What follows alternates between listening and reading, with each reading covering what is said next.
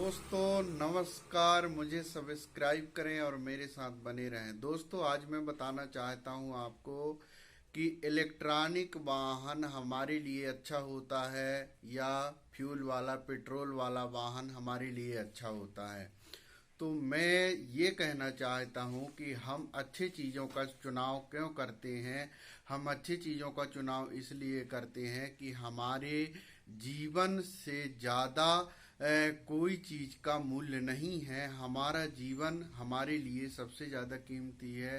एक वाहन जो होती है वो हमारे जिंदगी और हमारे समय के लिए बहुत उपयोगी होती है, क्योंकि हम वाहन में सफ़र करते हैं और वाहन में सफ़र करने के दौरान ही हमारी सुरक्षा और व्यवस्था वाहन के ऊपर डिपेंड करता है। इसलिए हम ऐसे वाहन का चुनाव करें जिससे हमारी यात्रा अच्छी हो और हम अपने जीवन को अच्छे से यात्रा के लिए उपयोग करें, ऐसे वाहन का चुनाव करें। तो मैं ये कहना चाहता हूँ दोस्तों, एक आपको इलेक्ट्रॉनिक वाहन के बारे में बता रहा था। इलेक्ट्रॉनिक वाहन में क्या है, जैसे कोई अपने घर में मीटर लगा होता है। एक उदाहरण देता हूँ फिर उसके बारे में बताता हूँ आपको। घरों में जैसे मीटर लगा होता है, अब मीटर में मान लीजिए आप आवश्यकता से 440 वोल्ट होता है एक मीटर की जो क्षमता होती है, लेकिन आवश्यकता से ज़्यादा आप उसका वोल्टेज लेते हैं या मोटर चलाते हैं।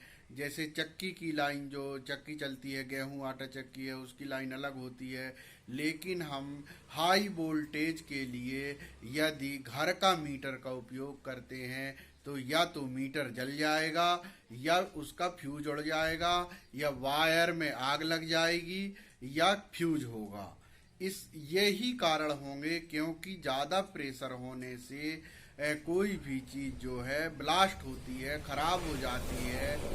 यदि किसी वाहन के चक्का में ज़्यादा हवा भर दिया जाता है तो वह वाहन के वह चक्का भी ब्लास्ट हो जाता है, भस्ट हो जाता है।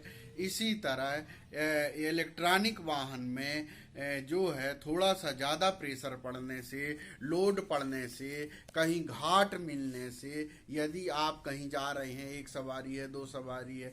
अब इसमें देखो, फ्यूल वाहन में जैसे पेट्रोल वाली वाहन है, पेट्रोल वाहन में 3 या 4 लोग भी बैठ जाते हैं तो भी यात्रा जो है हो जाती है और वो कहीं भी पहुंच जाते हैं, क्योंकि पेट्रोल की ज़्यादा लगेगा। यदि उसको प्रेशर ज़्यादा पड़ेगा तो पेट्रोल की खपत ज़्यादा होगी, लेकिन उसमें फ्यूज नहीं उड़ेगा और गाड़ी आपको आपके जहाँ तक आप जाना चाहते हैं वहाँ तक पहुँचा देगी।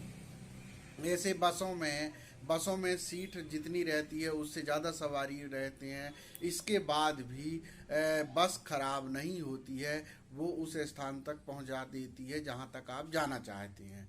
वैसे ही यदि हम मोटरसाइकिल में, पेट्रोल वाहन में यात्रा करते हैं तो निश्चित रूप से वह इलेक्ट्रॉनिक बाइक से 100% ज़्यादा बेस्ट है और बेस्ट रहेगी, क्योंकि इलेक्ट्रॉनिक में यदि शॉर्ट सर्किट हो गया, उसका मोटर उड़ गया, बैटरी खराब हो गई, कोई ना कोई प्रॉब्लम तो होगा, क्योंकि लोड तो होता है, या घाट में लोड होगा, या एक सवारी कोई ज़्यादा बैठ गई, कोई वजन बैठ गया।